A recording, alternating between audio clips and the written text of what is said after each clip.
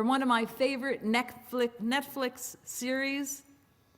Queen Charlotte is speaking to Lady Danbury, and she says, "You shall shift your fear into faith." I love that line.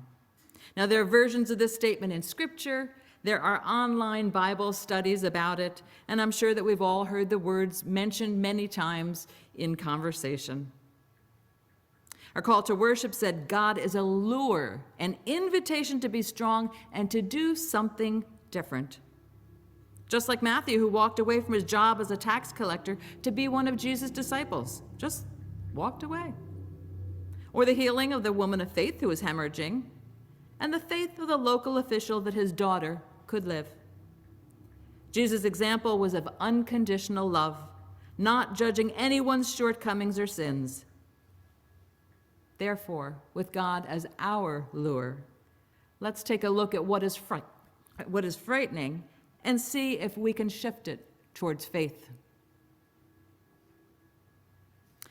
Faithful America is an online grassroots organization working for social justice, and they have declared today, Preach and Pray About Confronting Christian Nationalism Day. Faithful America and many of us would like to denounce the hateful hijacking of our faith against democracy. Here is some background information that you may or you may not be aware of. Christian nationalism is a political ideology that claims America was founded to be and should remain a so-called Christian nation, despite the clear intent of the Constitution to separate church and state and to honor religious liberty for all. Christian nationalism merges our religious and civic identities, proclaiming that only conservative Christians are true Americans. A major goal of Christian nationalism is the U.S. is for conservative Christians to seize complete power by any means necessary, no matter who gets hurt or how many elections have to be overturned, even though Jesus refused political authority when tempted by Satan in the wilderness. Christian nationalism can be identified not just by its rhetoric, but also by its theocratic policy agenda. Despite Christ's commandments to love, adherents advocate for oppressive legislation rooted in far-right religious beliefs that strips away equal rights for the LGBTQ community, non-Christians, women, people of color, and immigrants, among others. According to the Human Rights Campaign, more than 540 anti-LGBTQ bills have been introduced in state legislature this year, which is a record, and at least 45 of them have already passed. And this week, even more bills have gone into legislature about anti-trans, and it's sad. It's really sad. Christian nationalist leaders speak as if their conservative brand is the only authentic form of Christianity, thus erasing not just non-Christians, but also mainline Protestant Christians, progressive Catholics, the Black church tradition, and more. Christian nationalism encourages political violence. 40% of its adherents say that American patriots may have to resort to violence in order to save our country. The ideology helped fuel the January 6th insurrection. The Anti-Defamation League has found that anti-Semitic incidents in the U.S. are at an all-time high after rising 36% this last year. Christian nationalism often overlaps with and provides cover for white supremacy and racial subjugation. This is why you'll also often hear the related and important term, white Christian nationalism. Christian nationalism is a political ideology, not a religion, that hijacks our faith by distorting and abusing religious imagery to seize power. However, individuals who believe in Christian nationalism are still Christian if they say they are. We don't know their relationship with God, and we shouldn't question their faith if we don't want them to question ours. By falsely making Jesus appear to be a power-hungry hate-monger who only protects white, conservative, straight, cisgendered Christian men, Christian nationalism doesn't just attack democracy and equal rights. It also drives people away from the church, giving us Christians multiple pressing reasons to respond. We must side with the vulnerable communities, and we must reclaim our own identity and prophetic voice. While hearing distressing news like this, I often find myself holding my breath or breathing very shallow, so I invite you now to take a deep breath. Take a few deep breaths as we attempt to shift our fear into our faith. The Freedom Rising conference in April was entitled Dismantling the Lie of Christian Nationalism.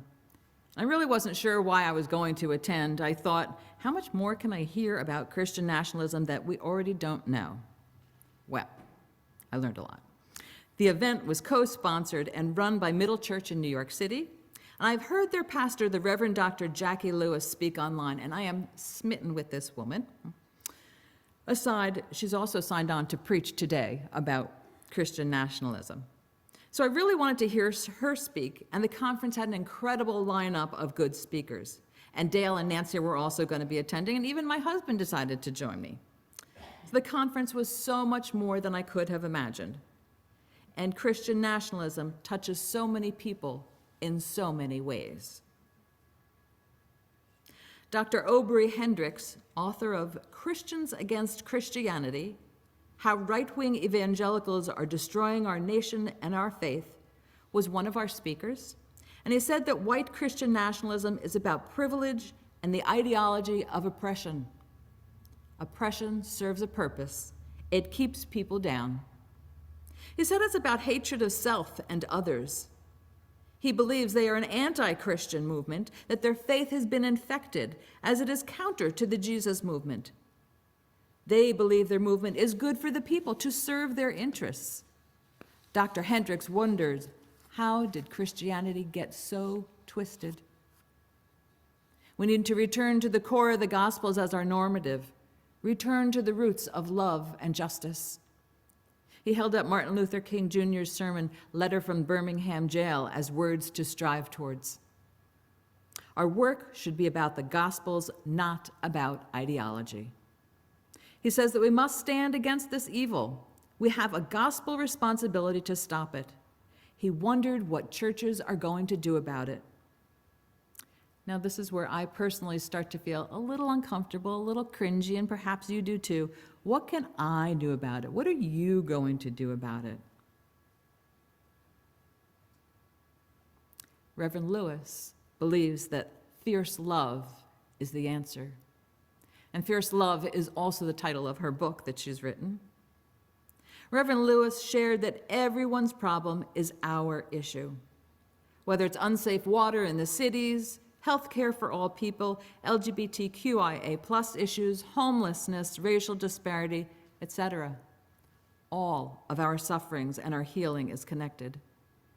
We're all human, even those who are different and difficult. She spoke to us about out-loving the others, the white Christian nationalists, and those whose words and actions don't match up with our values. And we must speak the truth with love. We're all humans, good people who somewhere along their path in their life have been misinformed.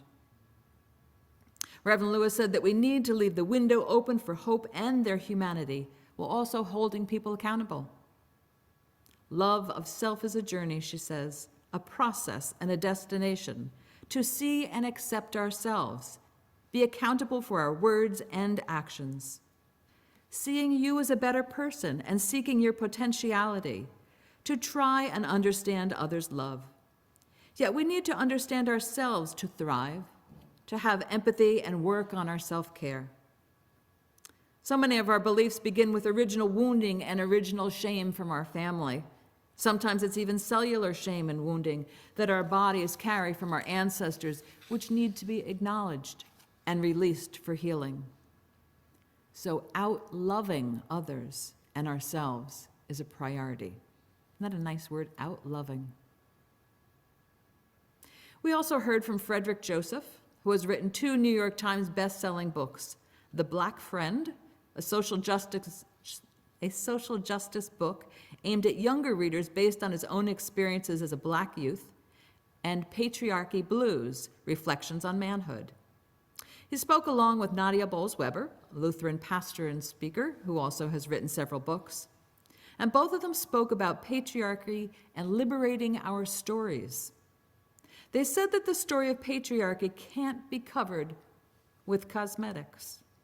If you peek beneath the surface, there's bad theology there. There are deep infections stuck there. It's again about domination and behaving out of wounding. It's about those who could never feel good about themselves. Their words made me pause and think about those in my life who I believe act out of patriarchy, who didn't love them enough to cause them that wounding that makes them act out. We heard from Nelba Marquez Green, whose 6-year-old daughter was killed in the 2012 shooting at Sandy Hook Elementary. Her daughter Grace would have graduated from high school this year. Just hearing that was enough to just break your heart. She's a therapist and a grieving mom, and she's working to support other families devastated by tragedy by helping to guide the public conversation on trauma and its aftermath. She noted that well-meaning people want you to rush through your grief because it's difficult to see people hurting. Pain is uncomfortable to watch in others. She invites those in grief to pay attention to the trauma in your body, to love themselves. We heard the horrifying gun statistic from Rick last month with around 180 deaths per day.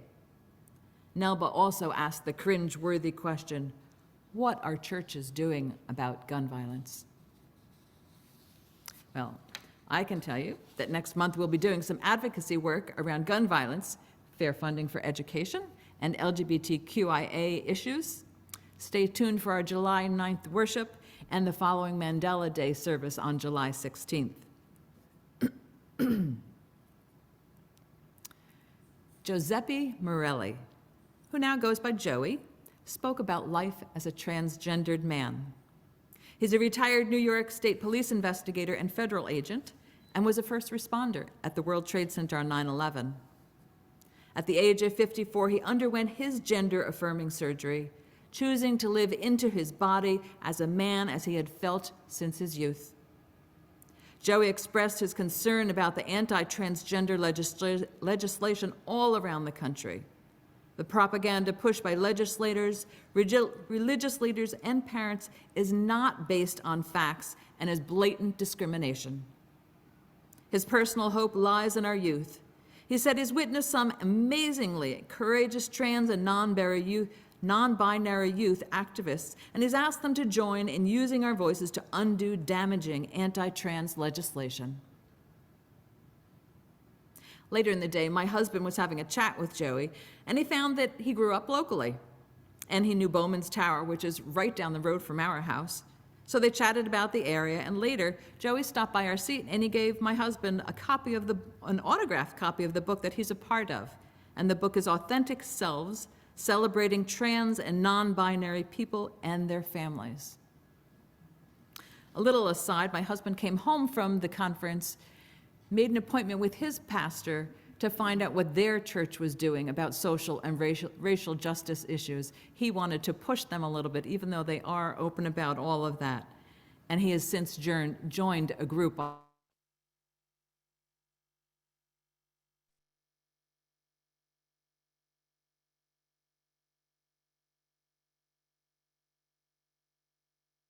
by herself in the sanctuary.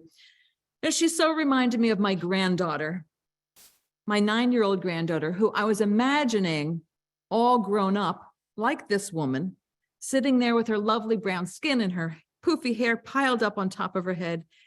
And that's all I could think of when she went up to speak and sing and share poetry. I was so emotional when she shared, and I wasn't sure if it was because I kept thinking of her as Bella, all grown up, or because she was so moving. This young woman goes by the name of Genesis B, and her motto is people, not things, sharing love poems and paintings for humanity. Her goal is to bring human dignity to the forefront of our divided world, to advocate for compassion, vulnerability, and the burning need for freedom.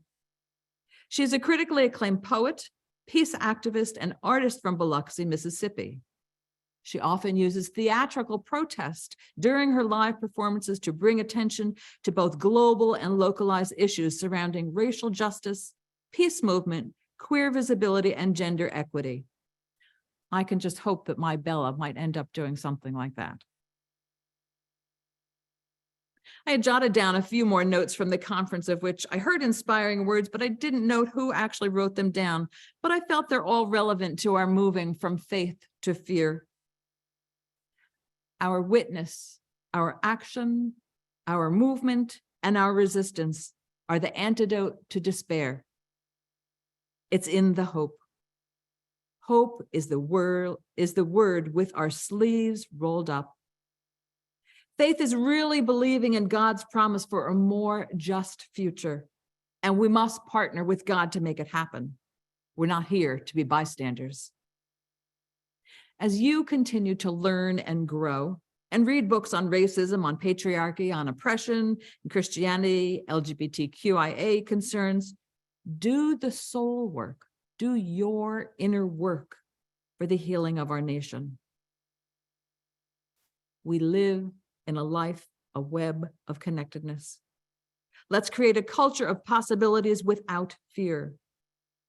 Create a vision of a world for your children, your grandchildren, your nieces, your nephews, for the end of dehumanizing others. The late Congressman John Lewis was quoted as saying, "When you see something that is not right, not fair, not just, you have to speak up. You have to say something, you have to do something." Well, these words were a source of inspiration for Reverend Jackie Lewis. Her life has been full of lessons on love, which she shared in her soul-bearing book. And I say she shared a lot of these lessons, and lessons were not always easy lessons to learn about love.